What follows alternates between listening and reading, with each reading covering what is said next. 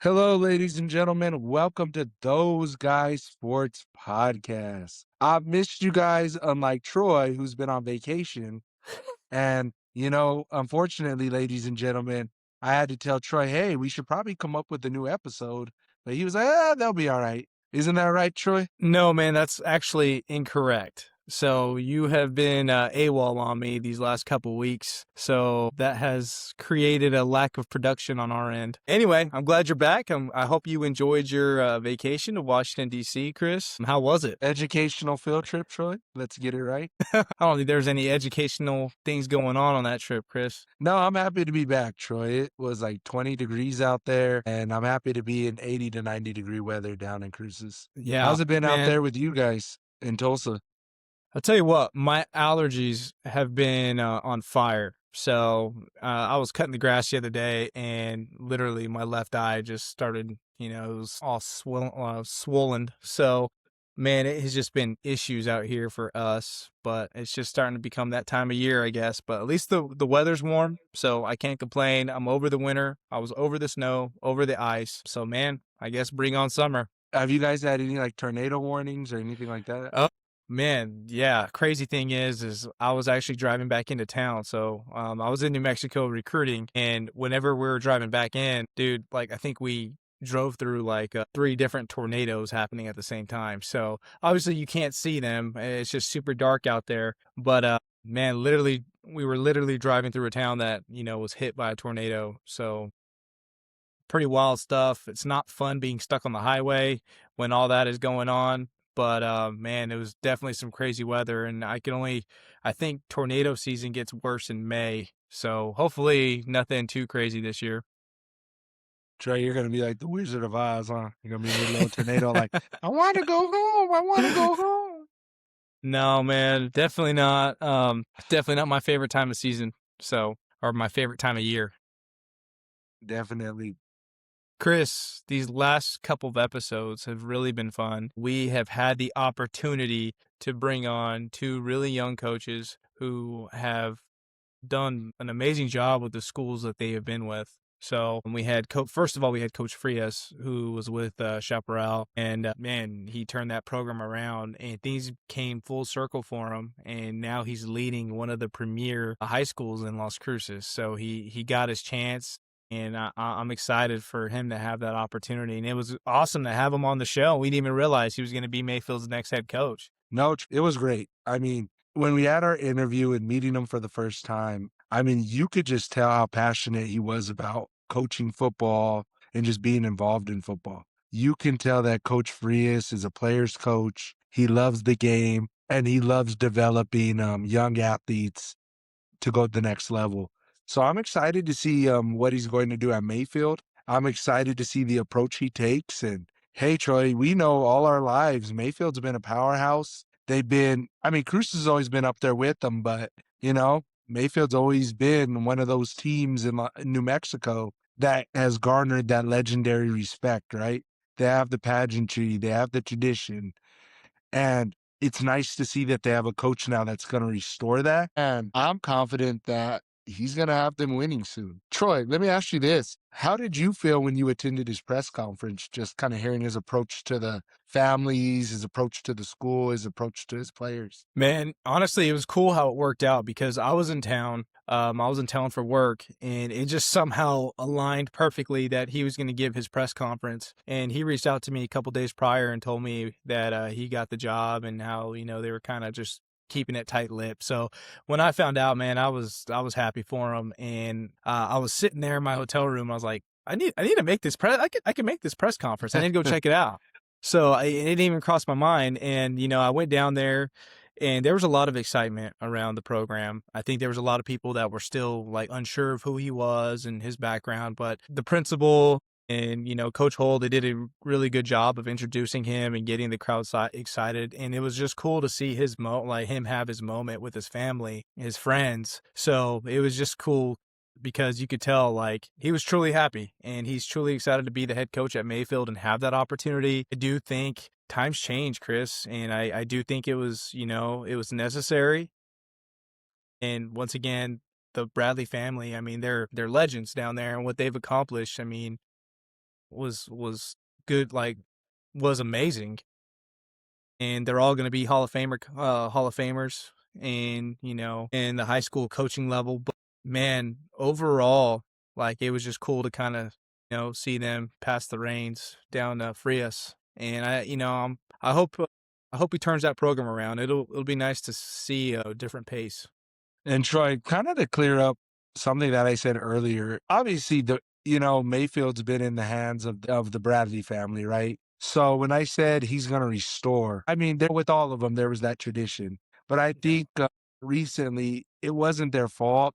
It was just the circumstance of kind of how Las Cruces has shifted in terms of where students go to school, and that affects athletics, right? So of course the pageantry and the culture's still there, but you could only do so much with what you have. And if you don't have a lot to work with, it's a lot harder, right?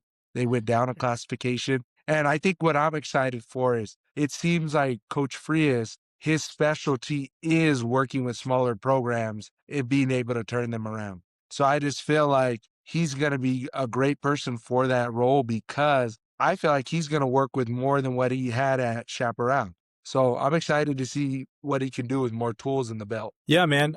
It's about in this day and age, like I said, things have changed. You got to get kids excited again. You got to go out there, you got to recruit. And Coach Facio who brought up a good point. I mean, he had to recruit some of his best athletes out of PE, out of the PE Yeah. class. Yeah. Yeah. So you got to get creative with it, man, and you got to get kids to show up. You got to get kids to buy in. And Mayfield has been down these last couple of years, mainly because the reclassification things. The schools, every school in Las Cruces has been remodeled except for Mayfield, so that is also playing a huge factor in it. Because I went into that gym, man, and that building is old. I'm excited just to see the direction that they head from here. I think it's only up from here, right? Exactly. No, I'm excited for Mayfield. And then you brought up Coach Facio, world class guy, right? We had a phenomenal interview with him. And, you see the success he's had with his program in Gadsden. And, he's been to the semifinals, multiple times now. So, Yeah. so I'm excited to see if he could, win a blue trophy soon. Troy, wouldn't that be a heck of a state championship? Mayfield Gadsden one day? Dude, yeah, that'd be sweet, man. Troy, we got to Keep it get down south, passes for right? both sidelines. Yeah, we're gonna have to be making our rounds for sure. Man, Troy's gonna be yeah, like, since I interviewed the both of you, whoever wins, regardless of whoever wins, I'm holding up the trophy. yeah, man, and I gotta get a ring, right? Still won't have my Hey, he's ring. at a ring too. So we'll even add the Those Guys podcast logo on the Hey, side of hey, it. Troy, you said what? At least sometime in your life, you're gonna have a state championship, huh? Yeah, yeah, one way or the other, man. So no, but man, with Coach Facio, talking with Coach Facio, it's crazy to see that not only has he had success, but I mean he sustained success with that program, right? We were talking that he felt like he was, gonna take that next step back in 2020. Season got canceled because of COVID, and then they had to rebuild again, and it felt like they had to just start all over from square one. But man, he has just done a fantastic job year in and year out with that program, and he's done it the right way. And it seems like he has a solid philosophy going forward, and he has a good plan for him and his coaches, and he's really big on, the work that his staff is putting in as well. So you definitely want to work with a guy like that, coach with a guy like that, and you want to be coached by someone like that as well. So, man, yeah, those guys, they got some big things coming for them this year. I'm excited to follow up with both of their seasons, and I wish them nothing but the best of luck. And hopefully, who knows, we might get them back on before the season starts. And in other news too, Chris, you want to talk about Oregon Mountain's big hire? Yeah, so Oregon Mountain hired Greg Mallory, who is an assistant coach for the football team, as well as their head track coach at Oregon Mountain. So, I've met Greg a few times in my life, mainly in college, and then a couple of times, just as a teacher. Outstanding guy, man. I mean, high level character, very inspirational, does things the right way. Everything I hear from students at Oregon Mountain is they really enjoy him as a coach, as a teacher, just an overall good dude. So I feel like if nothing else, he's going to get guys to play for him, and he's going to get guys enthusiastic about playing. As for how the X's and O's are going to look, that remains, to be seen, right, Troy? Well, that's the big question mark. How is it going to look schematically? But in terms of heart, in terms of passion, in terms of just electricity, I feel like that part's going to be up with grade. Yeah, man. Honestly, I was kind of surprised by the hire, and really, it's just because I just didn't know him or know much about him. You're kind of plugged in with Oregon Mountain more than I am because your nephew goes there. So that was a little surprise hire for me. I honestly thought that they might go like maybe a Richard Perales out of Deming. I think he's a solid coach that's still out Hmm. there, and I think he's going to get picked up somewhere in the state of New Mexico. But it seems like Oregon Mountain got a good coach, man, and it seems like the players are really happy with that hire, and that's what's most important, right? You want the players to be able to buy in whatever system that is going to be in place for them. So they seem like they have a good one, and I will say this. With Las Cruces and Centennial being like the powerhouses of Las Cruces, and seeing a new coaching staff being placed in at Mayfield and on Oregon Mountain, man, high school football in the Cruces area is definitely going to be exciting. I'm looking forward to following up with that and following up with some of the players in the area and seeing just to see, the success that they have this year. So I think football back in Cruces is back, Chris. Troy, can I make a public service announcement to the citizens of Las Cruces? Let's do it. Am I allowed to? You're All allowed right, to. my fellow Las Crucians, or whatever the citizens are called in Las Cruces, in the fall of 2026, you all better be at the high school football games. Hey, we have two new coaches at Mayfield and Oregon Mountain. We have Centennial, coming back with their top two players as seniors. Cruces, they're retooling, they're reloading. They lost a lot of seniors. So it's going to be a new cast there. There's a lot of great storylines. So if you're in Las Cruces, I don't know what you need to do, but clear out Friday nights or Saturday afternoons and get to the high school football games. There's no reason you shouldn't be getting out there supporting the kids because high school football in Cruces is going to be fun. It's going to have a lot of storylines. I feel like these new coaches coming in, they're going to re-spark some of the old cherished rivalries in the city. And we're going to get football. We're going to get high school football back to where it needs to be, Troy. We're turning Cruces back into the New Mexico state football capital. All right, Hey, Troy, I'm chill, done. dog. Chill, dog. I thought you were gonna punch your computer there for a second. Troy, I might have had to. I might have You know, had to. Kelly ain't gonna buy you another one. She might not, but that's okay, Troy. If it means more people at Cruces are going to the high school football games, I'll take that sacrifice. Hey, in all seriousness, that's what this is about. That's what this podcast is about. And it's to get people excited again. To get Yes. people, let's get more butts in the seats. Let's bring back, the rivalries. Let's have fun with it, and let's make it fun for the kids. Because ultimately, those kids deserve it. And we talk about wanting stuff for the youth, and we want them to look forward to things. That's something for them to look forward to in the future. So, Chris, I also Exactly. wanted to mention Michael Holguin got hired on as Yes. Manzano's next head football coach. So, Michael Holguin, he was going to high school. He was a year underneath us and solid kid all around. And I call him a kid. We're about the same age. But Really great man, player. Yeah. Really good yeah, player. great player. He won a state championship with Las Cruces High, and man, just a solid individual, great character. So it kind of caught me off guard as well, just because I know he's had some success with some Arizona schools. I figured he might want to stay out there just because it's Arizona. The opportunities out there are endless. But he decided to take an opportunity in New Mexico, come back. And man, I wish him the best, and I look forward to following up with Manzano football as well. No, that's exciting, Troy. And again, like you said, another high character individual, right? So it's kind of cool, Troy. You're seeing the trend on what programs are wanting in a coach. They're wanting a player's coach. It seems like they're wanting guys that have a lot of passion, a lot of energy, are high character individuals. And not to say the coach of the past weren't high character individuals. There was a lot of great legendary coaches in Cruces.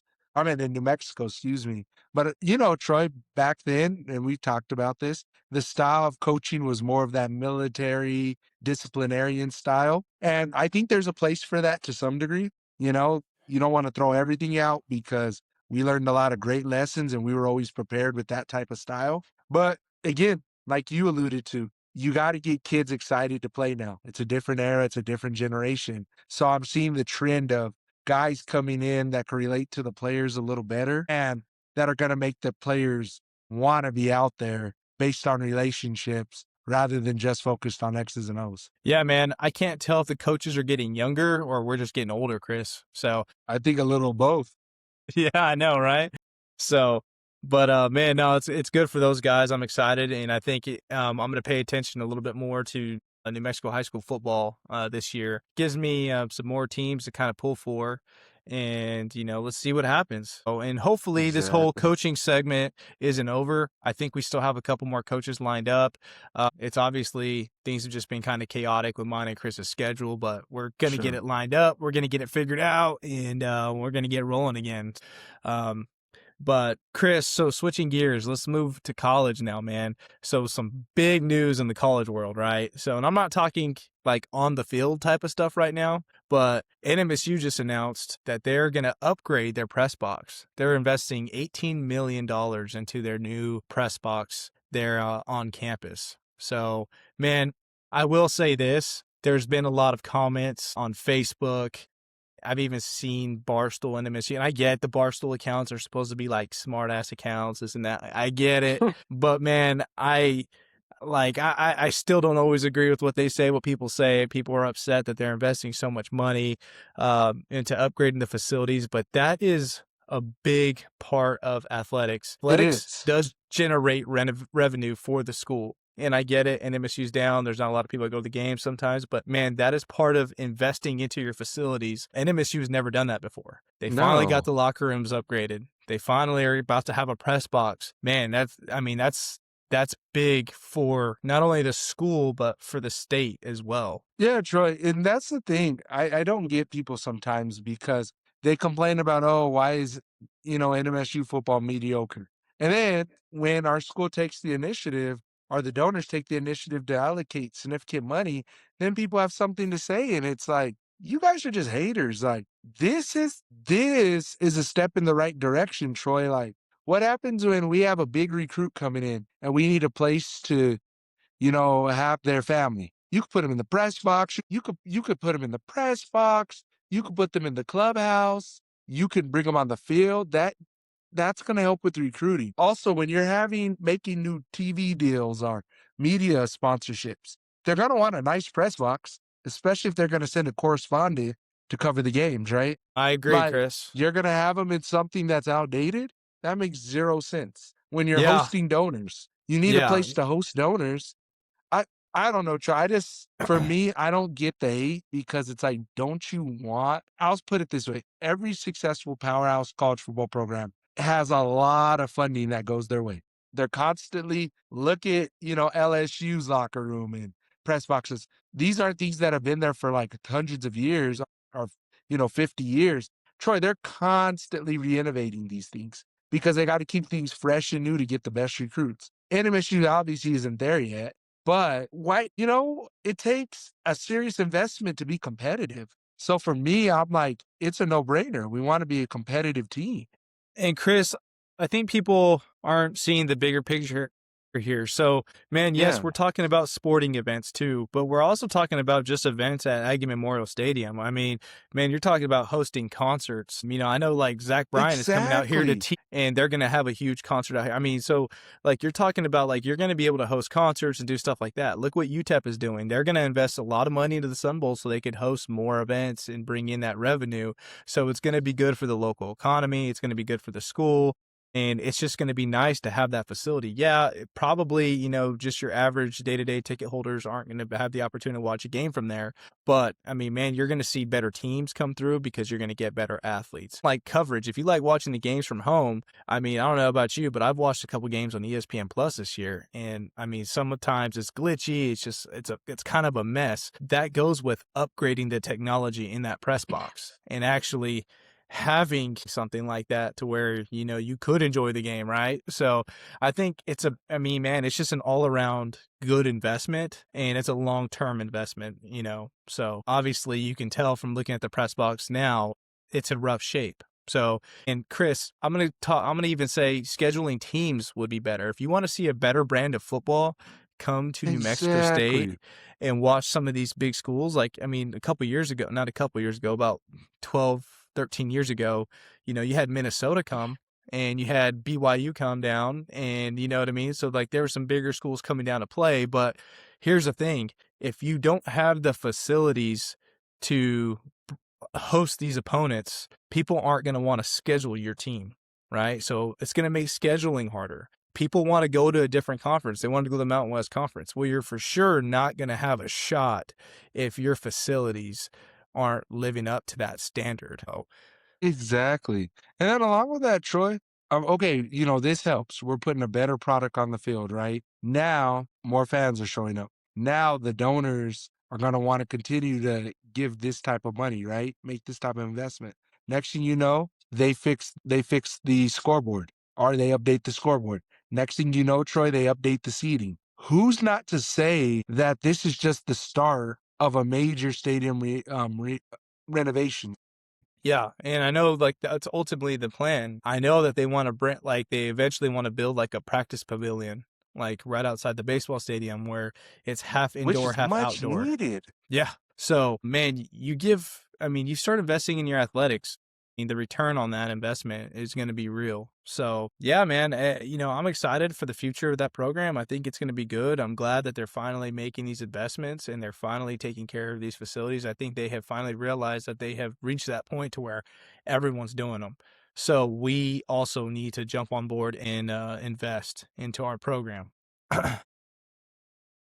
All right, go ahead, Troy. Speaking of investments, I mean, they even, I guess, signed a deal with the Inn of the Mountain Gods too. So, See, there we go. yeah, so they're going to be branded on the jersey there. So I don't know how much exactly the payout's going to be. I don't know how much they're making off that deal, but it's a 3-year sponsorship. And the Inn of the Mountain Gods obviously is well known in the New Mexico area. So that's a pretty good sponsor to have. I'm excited, man. I'm excited to see what the future holds for the Aggies as well. Exactly, Troy. Troy, did they just get a New Jersey deal with one of the major branding companies? They did. So I think they're going to roll with Adidas. You know what? That's my favorite brand out of the three. So Oh, I'm is happy it? we're Adidas. I like What Adidas. I Adidas? think they're cool. What Adidas? I've never seen you wear an Adidas shirt. I like Adidas. I like their shoes. I like their hats, Troy. Chris, I see you wear New Balance shoes. Yeah, White New you know Balance what, Troy? shoes. I like New Balance shoes, but anyways, I haven't bought a pair, but I like it. But No, man. anyways, Yeah, Troy, I believe the deal's with Adidas, so they're gonna have a lot of new stuff. that's good. No, I'm excited. I'm excited to see what NMSU does this upcoming season and where, the program is going to go from here. And go ahead, Chris. I'm sorry. No, I was gonna switch gears, Troy, but I'll wait till you say No, what you go want to ahead. say. No, I was gonna say also kind of looking at some other programs. What do you think about India joining FBS? Man, I like it. So I like it a lot. And the reason why I say that is because as far as all these other teams making that commitment to come up to FBS, I feel like North Dakota State has been ready for a very long time to make that jump. I mean, how many national championships have they won? They're always in the national championship. If they're not, it's a shocker, right? So, but man, they were ready to make that step. I think they have the fan base, they got the facilities, in the region, they're going to fit in well with the Mountain West. So, I'm excited. I think the Mountain West hit a home run with that deal.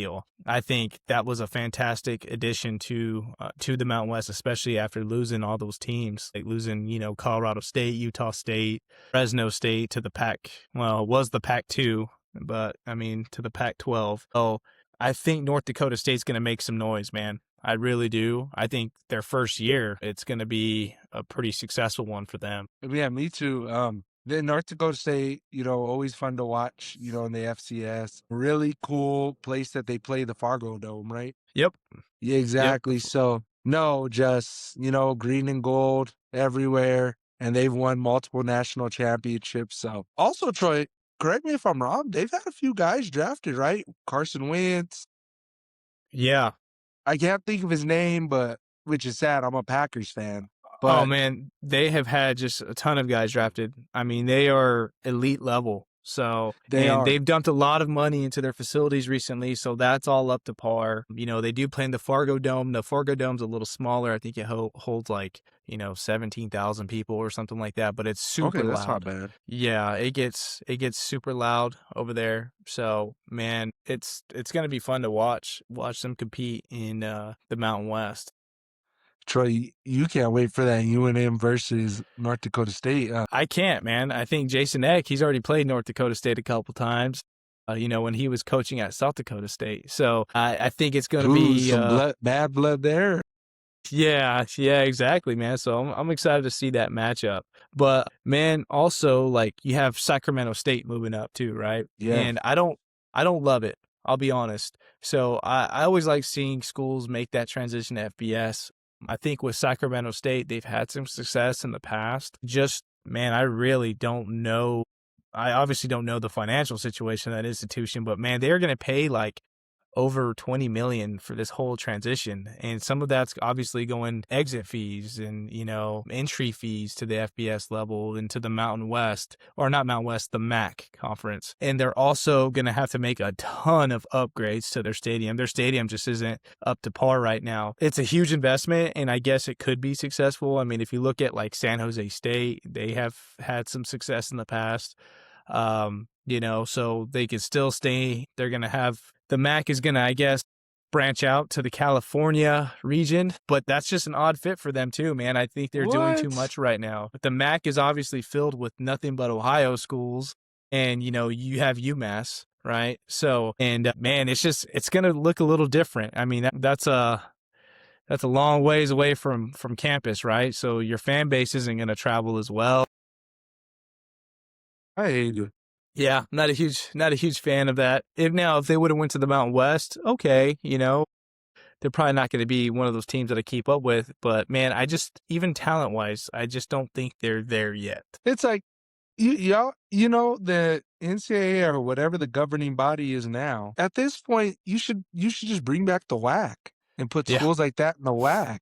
It would make sense. I don't know, Troy. I'm just a stickler about conferences should be regional, especially in college sports. That's what makes the rivalries fun, is because the rival school lives close to you. You know what I mean? Ohio State and Michigan, they have all those years of history because Michigan's near Ohio. Yet Oregon State in the same state, UTEP, New Mexico State, right there on I-10. Troy, I'm just like, the purpose of conferences, well, we know the history, right? Back in the day, before schools had all this money for chartered flights, you had to be in a conference where the school was close to you.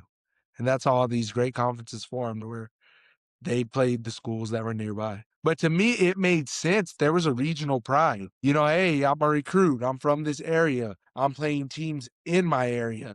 Guys maybe I played against in high school that went to some of the schools within the Big Ten or even smaller than that, within, the Big East, right? Or whatever. And it's like, there was a pride in that. There was a pride in people being like, hey, I love this conference. This is kind of the area where I'm from. Like, I rep it hard. And now it doesn't matter. You have California schools and mid-Atlantic conferences. You have northern schools in the SEC, or, well, I don't know if they are yet, but southern That's conferences. It's to me, it's east disgusting. to west, west to east, however you want to look at it. So, But it's yeah. disgusting. Why is Oklahoma and Texas in the SEC? Yes, Texas is the South technically, but the main part of Texas that's the South is that Houston area. So for me, I'm like, Austin's not that close. So I'm like, why are they in the SEC? Same thing with Norman, Oklahoma. How is You that know, close to the South? At first, I was kind of questioning it, but I will say this: a lot of these conferences had to make moves to stay alive. And if the SEC was going to expand, I don't hate the Texas and the OU move. I don't. I like having them there. I think those are two really big markets, and I think those are really two good schools to get in the conference, right? But like, let's say the Mountain West, for instance, dude, they got poached by the Pac-12, right? And That's true. at one point, that conference had two teams. So if the Mountain West was smart, they would have jumped on Texas State way before the Pac-12 did. They would have, that way they could stay competitive in that Texas market, right? And then they would have jumped on either Abilene Christian. I would say Tarleton State's the next one ready to go right now. Tarleton State is going to make a jump to the FBS level soon.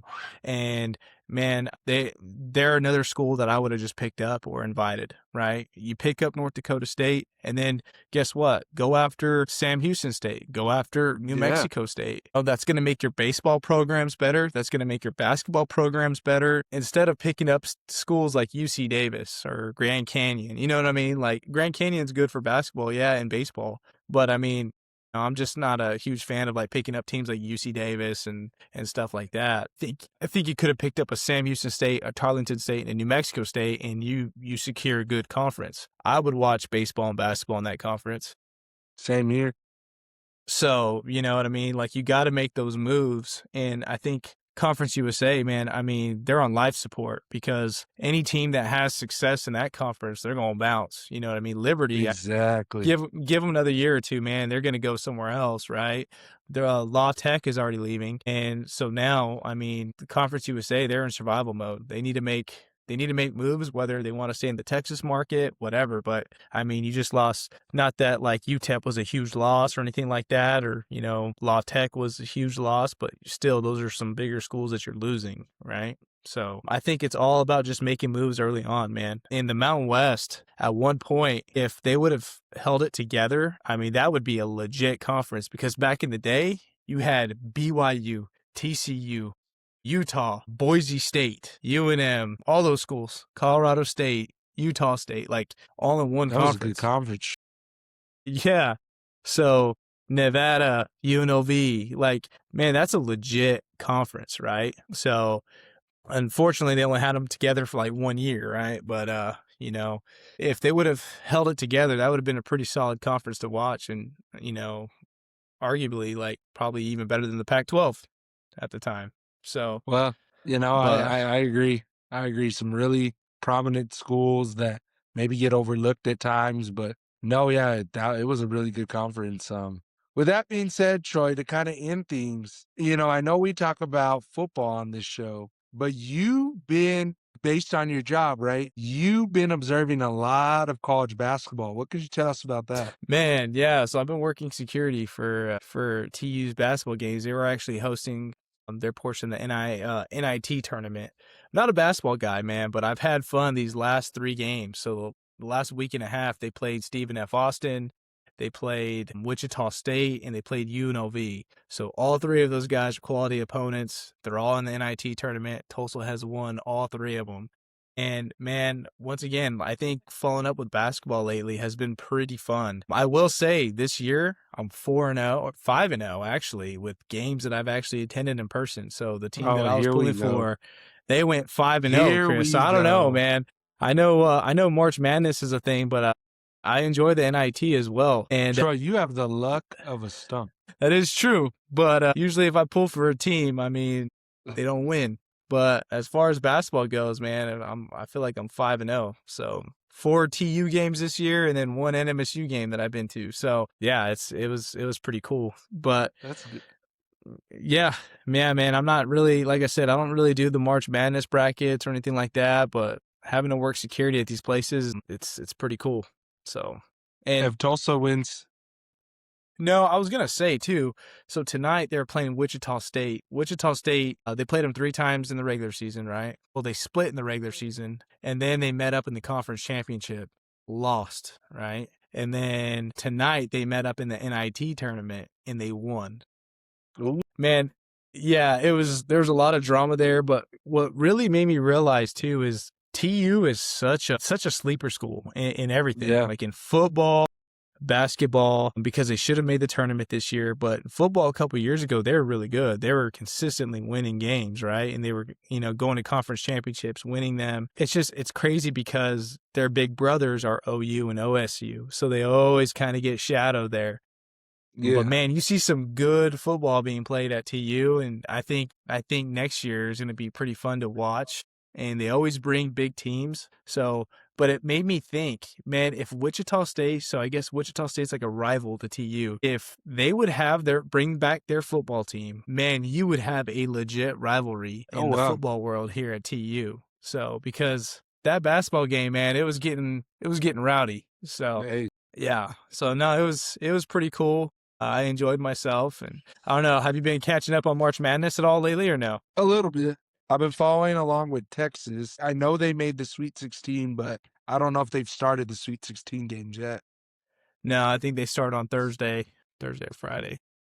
I'll have to check, but yeah, Texas is the main school I've been following up on, and I saw a couple of notable schools got knocked off already. So I think they said this is like one of the first years where there's not any perfect bracket. So Yeah. that tells you a lot. Well, actually, mine would have been perfect, except I just didn't Here turn it we in. go. Here we go.